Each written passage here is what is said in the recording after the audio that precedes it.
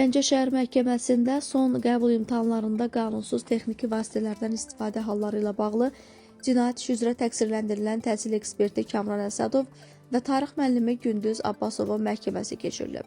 Hakim Elçin Məmmədovun sədrlik etdiyi proses Gündüz Abbasovun ifadəsi ilə davam etdirilib. Hakim Gündüz Abbasova valideynlərin Kamran Əsədov tərəfindən göndərilib-göndərilmədiyini, həmçinin avadanlıqların onun ofisindən hansı səbəblə götürülməsini soruşub. Gündüz Abbasov hakimin sualına aydın cavab verə bilməyib.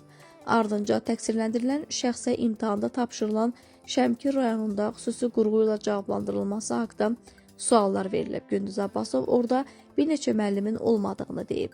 Hakim ibtidai istintaq dövründə onun və imtahan zamanı Şəmkir rayonunda sualları cavablandıran müəllimlərin ifadələrinin ziddiyyət təşkil etdiyini deyib.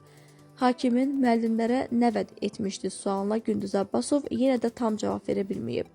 Həmin müəllimlər arasında onun yaxın qohumu, həmçinin Gəncənin məktəblərindən çalışan bir sıra müəllimlərin yer aldığı məlum olub. Daha sonra Kamran Əsədov hakimə ifadə verib. Deyib ki, valideynlərin əksəriyyəti özləri ondan kömək istəyib. O isə müəyyən məbləğ qarşılığında onlara kömək etmək üçün Gündüz Abbasova istiqamətləndirib, amma pulun ona çatmadığını Gündüz Abbasova ödəniləcəyini bildirib. O ifadəsində bildirib ki, hətta avadanlıqların verilməsini də ilk dəfə valideynlərdən öyrənib.